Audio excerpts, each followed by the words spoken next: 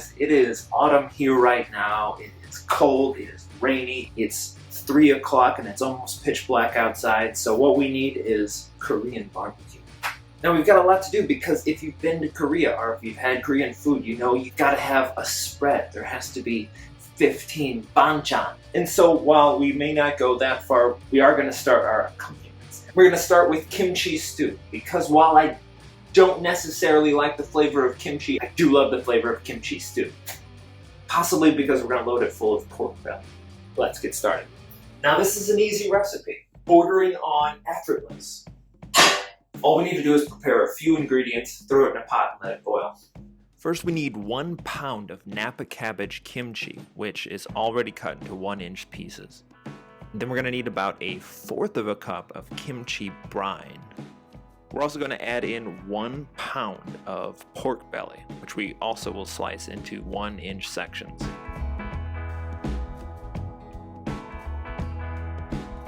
Then we're going to take 1 onion and we are going to finely dice it.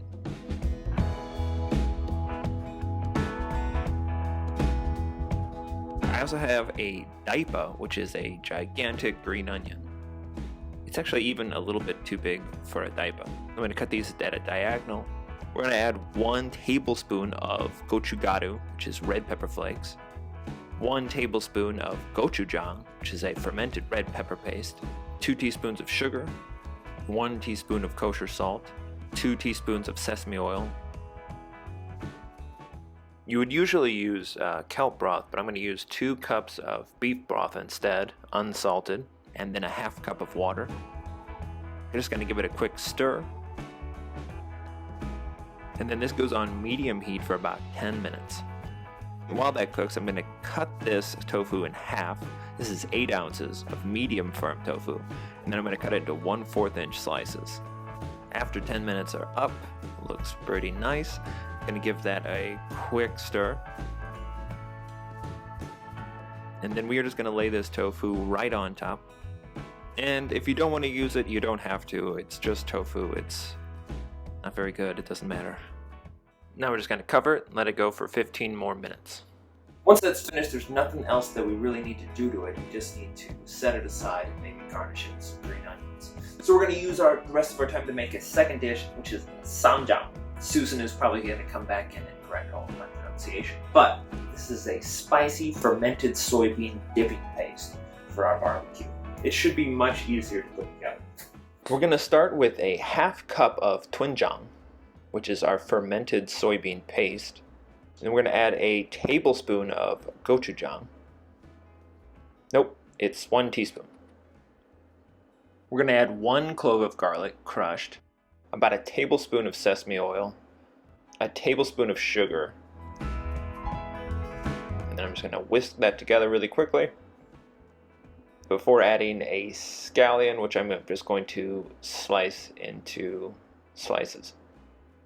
Now you're done, you just need to top with some toasted sesame seeds. This should be ready now, and that's looking pretty good. I am just going to turn off the heat, cover it again, and we are just going to set it aside until we eat. So now we've got kimchi stew, we've got our samjang dipping sauce, we've got mekju and soju, which are absolutely vital for a Korean barbecue, and I'm so excited to dive into. But we have not gotten to our main course yet, and that is our spicy stir-fried pork, our dwaejigogi boku. We're going to do a quick little marinade, and then it's even faster to cook. So now I've got another white onion, and this time I am going to cut it into slices. I've got 4 scallions, and I'm going to cut them into pretty big sections, about 2 inches or so. I've got 5 cloves of garlic that I'm going to crush into the bowl. And now I've got a little bit of ginger that I'm going to mince. And now it's just all the same spices as before. We've got about 1 tablespoon of gochugaru, which is our red pepper flakes. I've got 1/4 cup of gochujang, 1 tablespoon of soy sauce, 1 tablespoon of sesame oil, tablespoon of sugar, a little bit of black pepper. And this just gets mixed together by hand. This should be pretty perfect by itself, but we're going to make it a little bit more perfect with a full pound of pork belly. This doesn't need to marinate at all. It is ready to cook. Yeah. Now the Korean barbecue is officially started.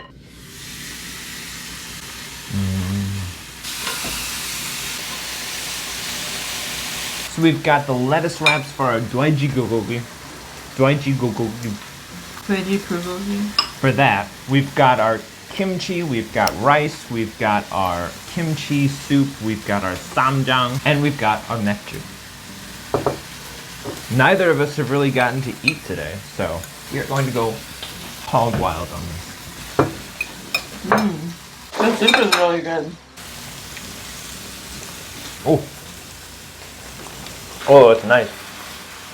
I could just eat the soup. Spicy, it's sour, a little bit sweet. Don't mind the tofu. Yeah, this soup is incredible. What recipe did you use? This is Maangchi's recipe. Normally, they would not put as much meat in the soup because there's going to be a lot of meat on the table. It's funky like kimchi, but I feel like a lot of that sharpness is gone. When you turn it into a soup. Because you have so much there to balance it out. There is a lot of fat in here though. Like you don't see it pooling, I just know that there's a lot of fat in there. And the pork belly, that turned out better than I thought. I thought it was going to be chewy. I thought sometimes I have that problem with pork belly. It's a little too chewy, a little too fatty.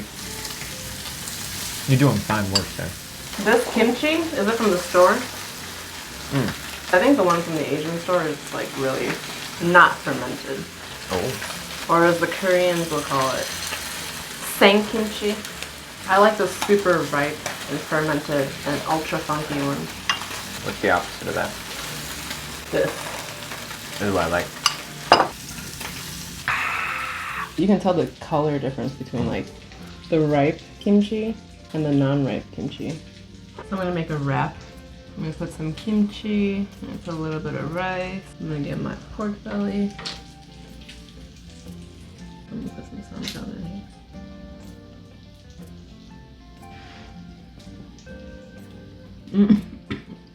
Good? Oh, it's so good. I want a non-significant amount of kimchi on my wrap. You don't have to put the kimchi in here. Doenjang? Doenjang? That's weird. Not bad weird. I'm gonna just dip it straight. Ha! Ha! It's usually doenjang with gochujang, right? Not spicy hot. Temperature hot. I think the pork belly by itself doesn't have a lot of flavor. I think he used Maangchi's new recipe. I usually use the old recipe. What do you think the difference is? You use a food processor and you process the onion, the pear, There's no pear in this. and you put in some honey or rice syrup, No honey. some brown sugar, soy sauce, No brown sugar. and then you let that marinade. And it's so good. No marinade time.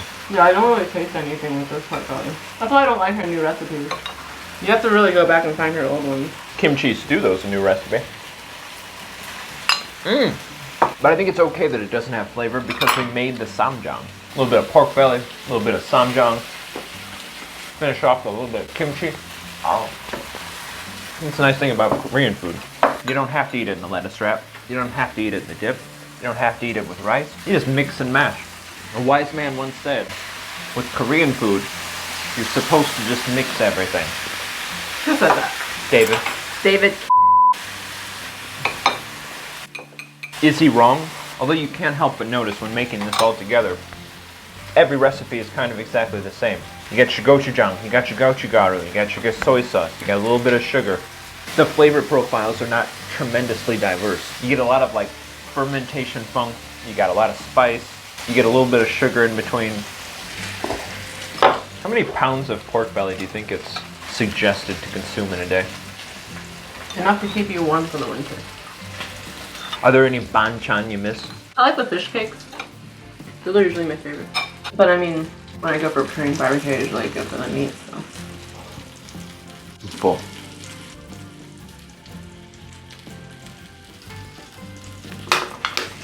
You drink that whole thing already. With determination, focus, and practice.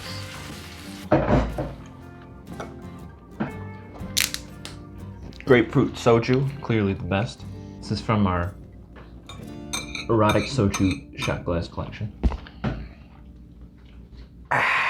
And I think I'm back in the game. What was your favorite thing when we went to Korea? That green tea ice cream. It's so good. I feel like green tea's not a flavor I seek out in desserts. It's kind of like bitter grass. That could be an ajishi. That's what I've been preparing my whole life for. Yeah, this meal, if you went to the restaurant to get, easily over $100. You know what this is missing though? Tteokbokki. It doesn't need to be a part of a barbecue, but it's never unwelcome.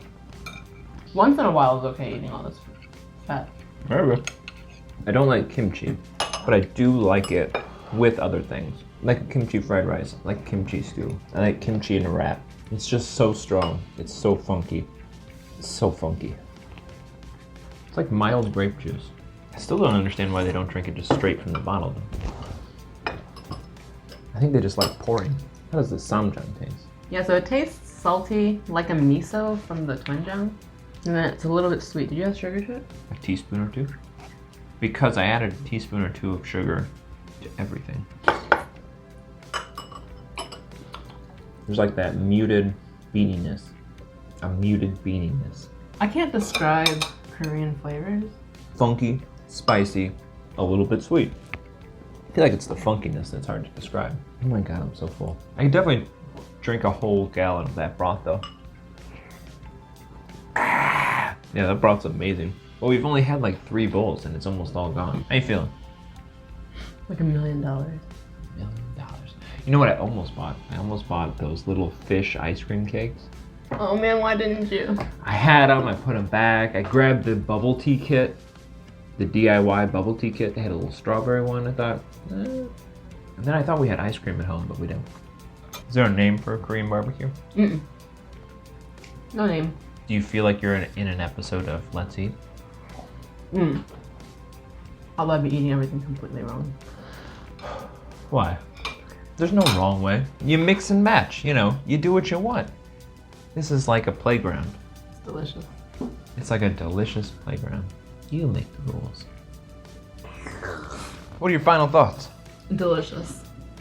This is something everyone should try. I would say one of the nice things too, if you don't have one of the portable gas burners, you can just cook it in a pan like it was normal meat. Because it does the same thing. Or you can grill it on the barbecue. And especially like the kimchi stew, like you said, that could be a complete meal. And that was 10 minutes to throw together, half hour to cook. The samjang was entirely unnecessary in most cases, but with this new revamped recipe, I think it does need a little bit of help. So like you have your samgyeopsal, which is just plain pork belly. You have chadolbegi, which is like your beef brisket. The samjang really comes into play with all those like unmarinated meats like kalbi. I think it's just what everyone needs on a nice fall Sunday. So until next time. Make sure to like and subscribe. And tune in for new videos every Wednesday and Sunday. Every Wednesday and Sunday. Bye. She is an enabler. I'd be more worried if this was like strong.